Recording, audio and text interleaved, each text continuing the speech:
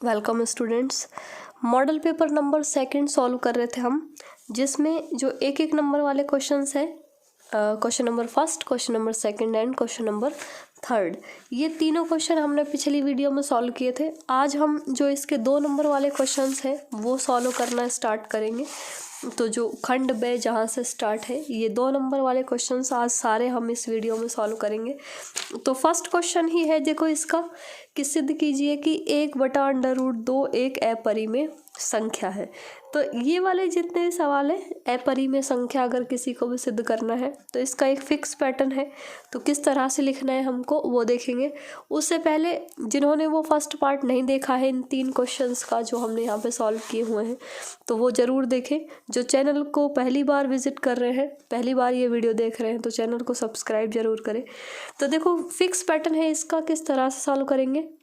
तो इसको देखो हम इसके आंसर की में ही समझ सकते हैं कि फर्स्ट में हमको लिखना है कि माना जो हमको दिया हुआ है कि जो सिद्ध करना है कि ये कैसी संख्या है, एक अपरिमेय। तो इसको हम विरोधाभास जिसको कहते हैं उससे कॉन्ट्राडिक्शन से सॉल्व इसको सिद्ध करते हैं, प्रूफ करते हैं ऐसे सवालों को कि जो हमको सिद्ध करना है उसका उल्टा मान के चलेंगे कि हमको सिद्ध करना है कि ये कैसी संख्या है, अपरिमेय, और हम इसको लिखेंगे कि माना 1/√2 एक परिमेय संख्या है।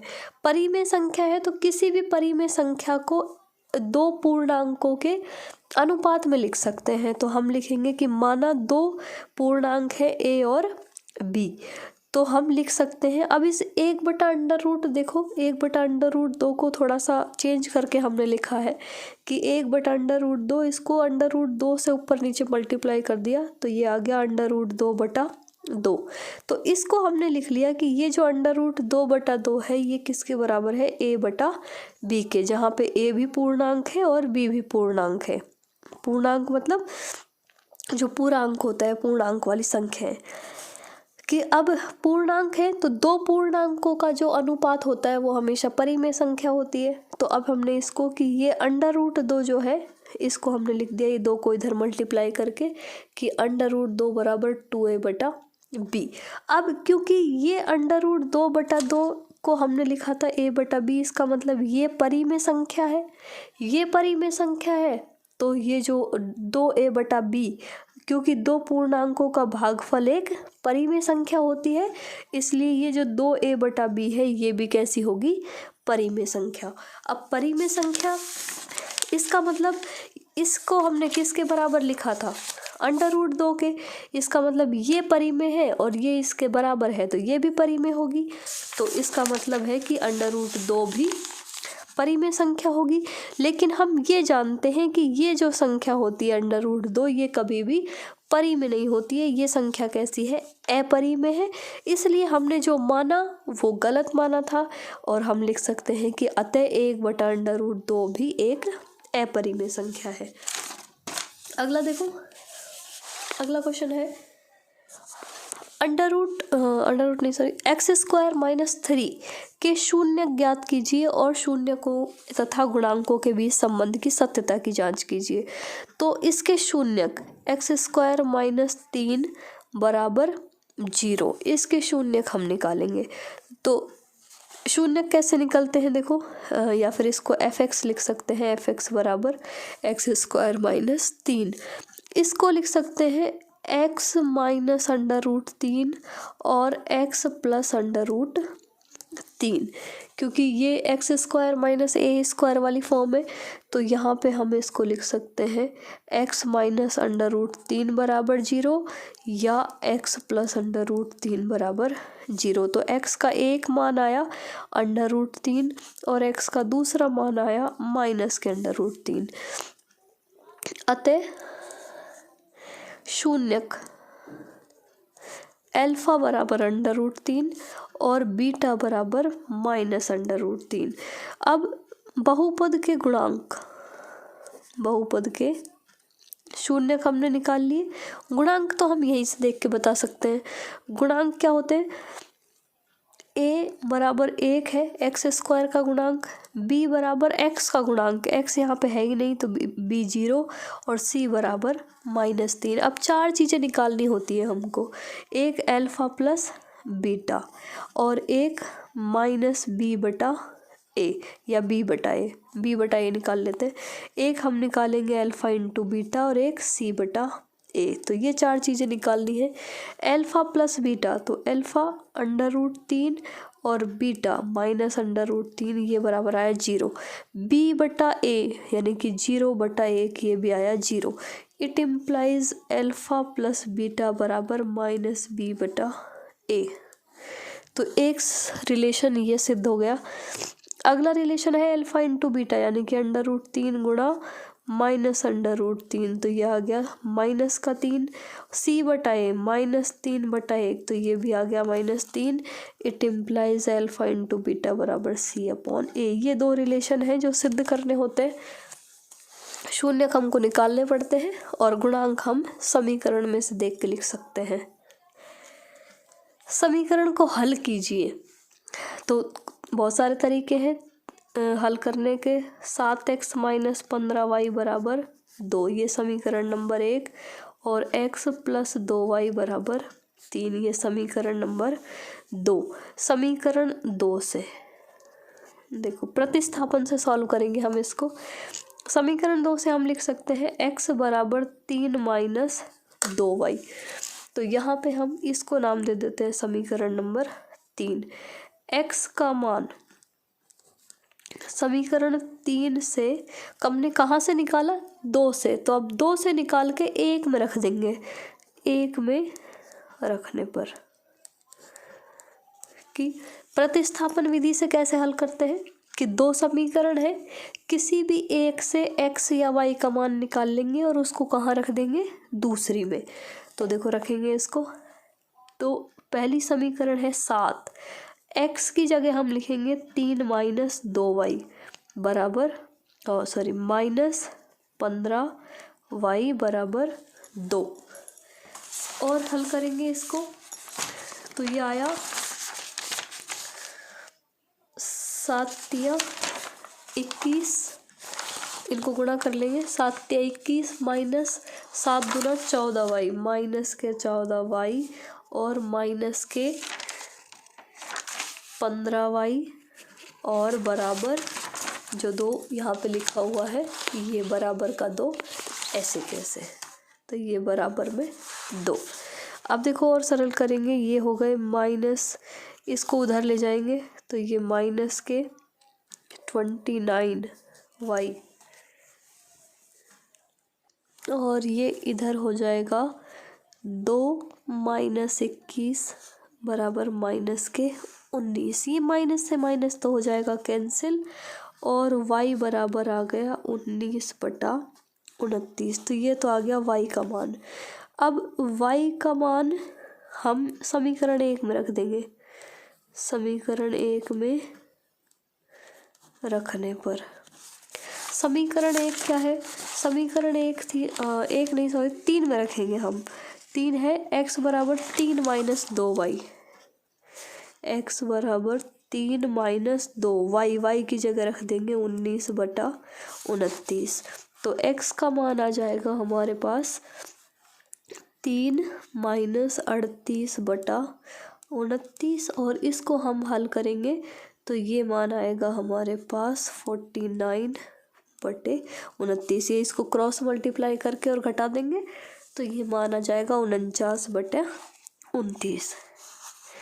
अगला एक चतुर्भुज है ABCD जिसमें AB समांतर है DC के विकर्ण AC और BD परस्पर O पर प्रतिच्छेद करते हैं। तो त्रिभुजों की समरूपता की कसौटी का प्रयोग करते हुए दर्शाइए कि OA/OC बराबर OB/OD। तो देखो इसको आंसर की में हम चेक कर सकते हैं जैसे ये लिखा हुआ है। यहाँ पे ये चतुर्भुज है समलंब चतुर्भुज इस टाइप का होता है। इसमें AB और CD ये दोनों कैसी हैं समांतर और AC और BD जो विकर्ण है वो जहाँ काटते हैं उस बिंदु का नाम है O। अब ये दिया हुआ है हमको सिद्ध करना है कि ये जो OA और OC का अनुपात और ओ बी और ओ बी डी का अनुपात, ओ डी का अनुपात, ये दोनों अनुपात क्या होंगे, बराबर। तो देखो ये पहले हम लिख देंगे।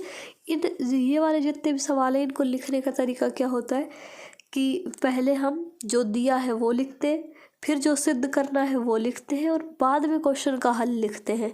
तो क्या दिया हुआ है, ए बी सी डी एक समलंब चतुर्भुज है, ए बी सी डी के समांतर है, विकर्ण ए सी और बी डी आपस में ओ पर प्रतिच्छेद करते हैं। फिर उसके बाद जो सिद्ध करना है वो लिख देंगे। अब यहाँ पे देखो हमने ये दो त्रिभुज लेंगे, एक त्रिभुज डी ओ सी, तो ये त्रिभुज डी ओ सी और ए ओ बी, इनको हमको समरूप सिद्ध करना है। तो देखो ये एंगल, ये ए और 1 और 2 बराबर होते हैं, ये 3 और 4 आपस में बराबर होते हैं, और ये 5 और 6 ये शीर्षाभिमुख कोण है और ये एकांतर कोण है, ये 1 और 2 भी और 3 और 4 भी। तो ये शीर्षाभिमुख और ये दोनों एकांतर, इसलिए ये त्रिभुज और ये त्रिभुज क्या कर देंगे हम दोनों, क्या है, समरूप। और समरूप है तो इनकी भुजाओं का अनुपात क्या होगा, बराबर, उससे ये सिद्ध हो जाएगा। अगला, एक्स अक्ष पर वह बिंदु ज्ञात कीजिए जो इससे समदूरस्थ है।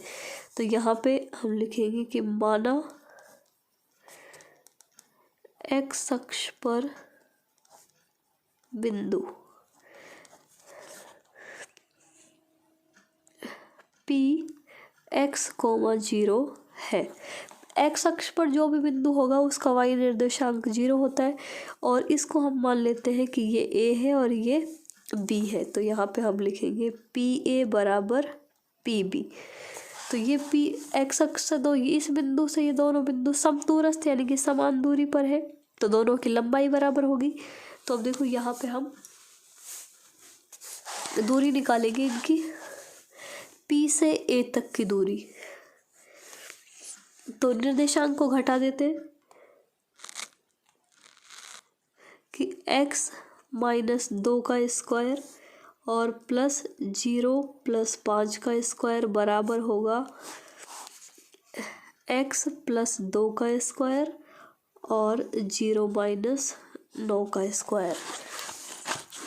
ये हमने फॉर्मूला लगा दिया दूरी निकालने का, और यहाँ पे इसको सरल करेंगे तो ये आया x माइनस 2 का स्क्वायर प्लस 25 बराबर x प्लस 2 का square plus 81।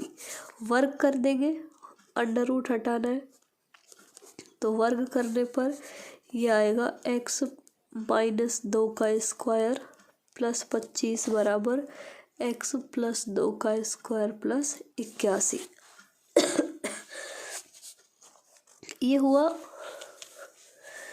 X square plus 4 minus 4x plus 25 बराबर x square plus 4 plus 4x plus 81।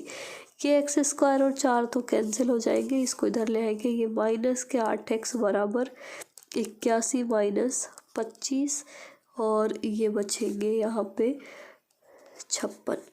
तो x बराबर आ गया -56/8 और ये माइनस का 7।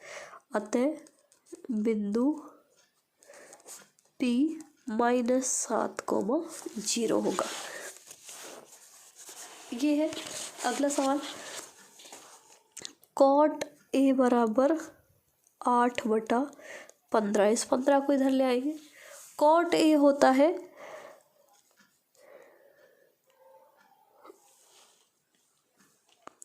आधार बटा लंब।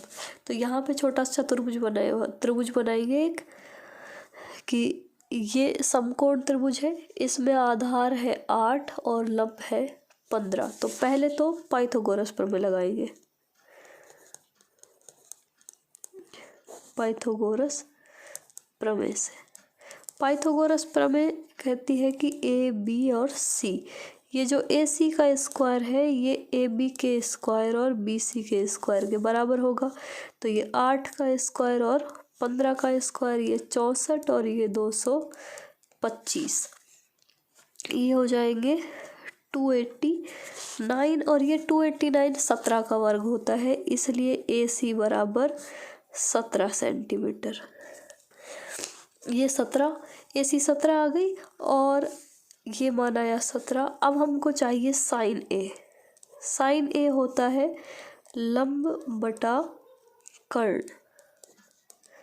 तो साइन A 15/17 और एक सेक A।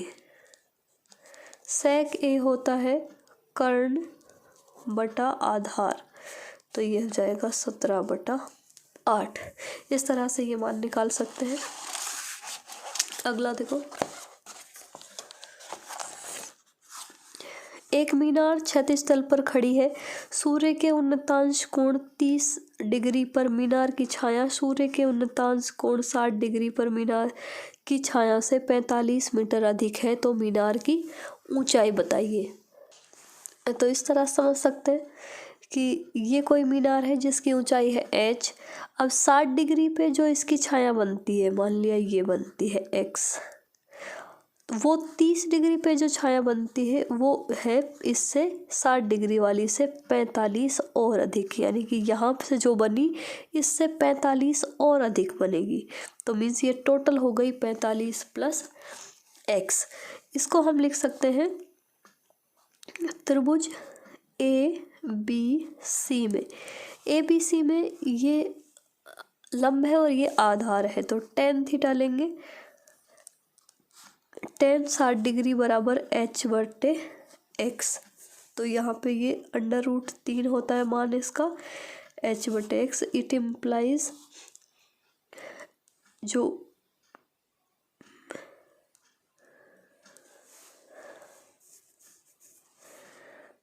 h बराबर हम लिख सकते हैं x √3 मीटर, या x बराबर हम लिख सकते हैं h/√3। किसी भी तरह से यूज़ कर सकते हैं इसको। ये समीकरण नंबर 1 नाम दे देते हैं। इसी प्रकार अगला जो त्रिभुज है ये पूरा, एक बार 60 डिग्री वाला कोण लेंगे, एक बार 30 डिग्री। त्रिभुज ABD में यहाँ पे अब ABD की बात करेंगे तो कोण ये वाला काम आएगा।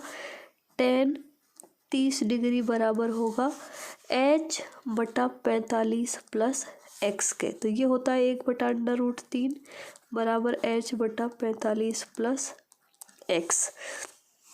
तो यहाँ से भी इसको सॉल्व कर सकते हैं, तो हमारे पास मान आएगा देखो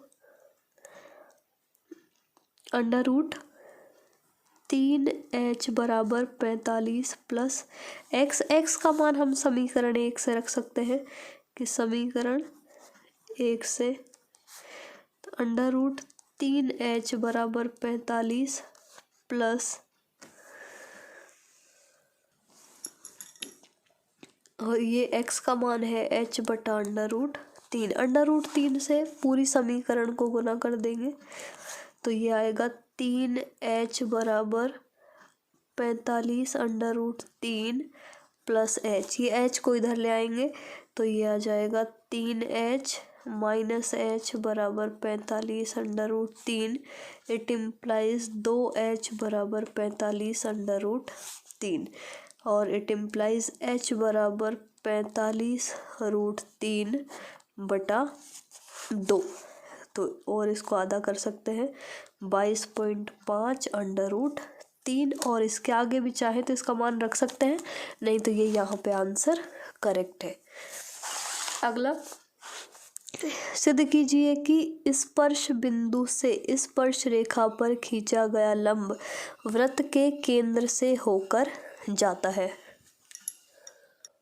तो इसको तो हम इसमें देख सकते हैं। ये वाले क्वेश्चन सिर्फ लैंग्वेज याद करनी होती है हमको, तो वही तरीका वही है। जो भी सिद्ध करने वाले रेखागणित के सवाल होते हैं, पहले जो दिया है वो लिखेंगे कि एक वृत्त है जिसका केंद्र O है और PQ इसकी स्पर्श रेखा है जो वृत्त को A बिंदु पर मिलती है, अर्थात जो बिंदु A है वो इसका स्पर्श बिंदु है। अब सिद्ध क्या करना है? सिद्ध करना है स्पर्श बिंदु से स्पर्श रेखा पर खींचा गया लंब जो है वो वृत्त के केंद्र से होकर जाता है, यानी कि जो ये स्पर्श बिंदु से केंद्र से अगर लंब खींचेंगे, इस पर लंब बनाएंगे तो वो केंद्र से होकर गुजरेगा।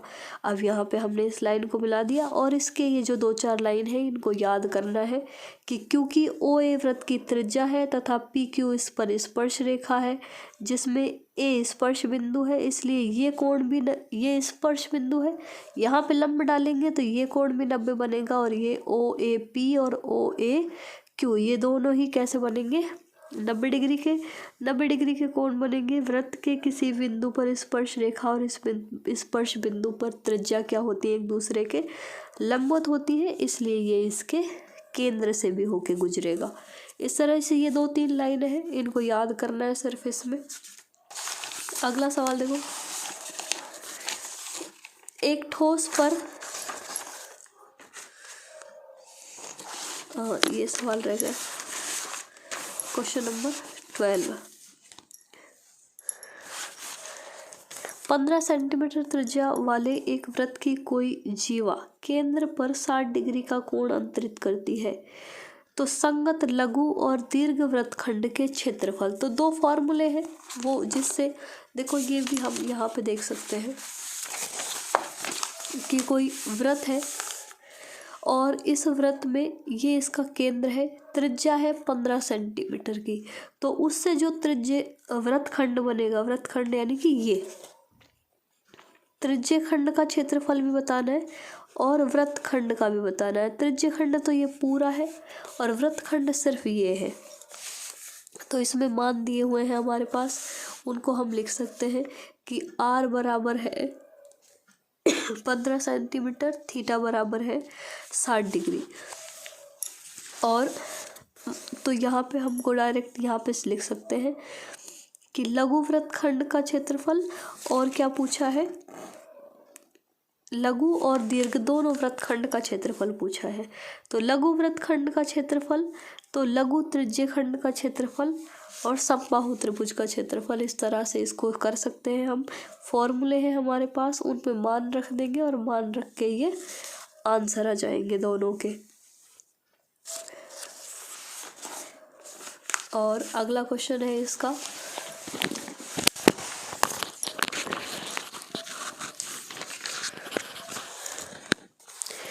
एक ठोस एक अर्धगोले पर खड़े एक शंकु के आकार का है जिसकी त्रिज्या 1 सेंटीमीटर और शंकु की ऊंचाई उसकी त्रिज्या के बराबर है। इस ठोस का आयतन पाई के पदों में लिखिए। तो देखो इस टाइप का कोई ठोस आकृति है कि अर्धगोले के ऊपर एक शंकु रखा हुआ है, तो त्रिज्या भी 1 सेंटीमीटर है और ऊंचाई भी 1 सेंटीमीटर है, तो आयतन बताना है हमको। तो आयतन लिखेंगे। अब 2 आयतन है, एक तो इस अर्धगोले का और एक इस शंकु का। तो देखो मान रखेंगे दोनों के, तो पहले तो हम लिखेंगे शंकु का आयतन और उसी में जोड़ देंगे अर्धगोले का आयतन, अर्धगोले का आयतन। फॉर्मूले सिर्फ हमको फॉर्मूले याद करने हैं इसमें। शंकु का आयतन होता है 1/3 पाई r स्क्वायर h और अर्धगोले का आयतन होता है 2/3 पाई r क्यूब। तो मान रखेंगे, ये हो जाएगा 1/3 पाई, r का मान 1 है और h का मान भी 1 है। ये 2/3 पाई और ये 1 का क्यूब, तो ये तो हो गया 1/3 पाई और ये हो गया 2/3 पाई। जोड़ देंगे इनको, पाई प्लस 2 पाई बटा 3 यानी कि 3 पाई अपॉन 3, यानी कि जो आयतन आया वो आया पाई सेंटीमीटर क्यूब। तो पाई के पदों में लिखना है, तो ये आंसर भी आ गया इसका पाई सेंटीमीटर क्यूब। नेक्स्ट क्वेश्चन है, निम्न बंटन का बहुलक ज्ञात कीजिए। तो बहुलक ज्ञात करने का देखो तरीका है कि सबसे पहले हम सबसे बड़ी बारंबारता देखते हैं। जैसे ये बारंबारता है 61, तो ये जो है ये बारंबारता वाला वर्ग हो जाएगा। तो देखो इसको लिखने का तरीका क्या है, कि आंकड़ों में अधिकतम बारंबारता 61 है, तो इसके संगत अंतराल जो हो जाएगा वो हो जाएगा 60 से 80, यानी कि ये वाला। अब यहाँ पे हम लिख सकते हैं, देखो कुछ चीज़ें लिखनी होती हैं जो इस फॉर्मूले में, ये बहुलक निकालने का फॉर्मूला है। अब इसमें F1 का मान है 61 और F0 का मान हो जाएगा इससे पहले वाले बारंबारता 52 और F2 का मान हो जाएगा 38 और वर्ग अंतराल 20 का चल रहा है तो H का मान हो जाएगा 20 और L बारंबारता वर्ग की जो निम्न जो मान होता है वो होता है, मान रख देंगे सारे और मान रख के हल करेंगे तो ये आंसर आ जाएगा इसका 65.625। तो इस तरह से ये तो सिंपल जो बहुलक का फॉर्मूला है वो हमको मान रखने और हल करना है। अगला, एक पासे को फेंका जाता है अभाज्य संख्या। तो अभाज्य संख्या देखो आने के 3 तरीके हैं। अभाज्य संख्या, अभाज्य संख्याएं होती हैं 2, 3 और 5, यानी कि 3 तरीके। प्रायिकता हो जाएगी 3/6 यानी कि 1/2। अगला है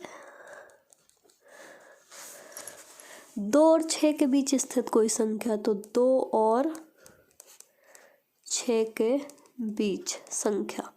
2 और 6 के बीच में संख्याएं होती हैं 3, 4 और 5। तो प्रायिकता यहाँ भी, अब ये भी टोटल मिला के 3 संख्याएं हो गई, तो प्रायिकता इसकी भी हो जाएगी 3/6 और बटे ये 1/2। इस तरह दोनों के आंसर आ गए 1/2। तो अब यहाँ से यहाँ तक हमारे जो 2-2 नंबर वाले क्वेश्चन थे वो सारे कवर हो गए हैं और इसके बाद अब 3 नंबर और 4 नंबर वाले क्वेश्चन बचे हैं जो थोड़े और बड़े हैं, तो अगले वीडियो में सॉल्व करेंगे उनको। मिलते हैं नेक्स्ट वीडियो में।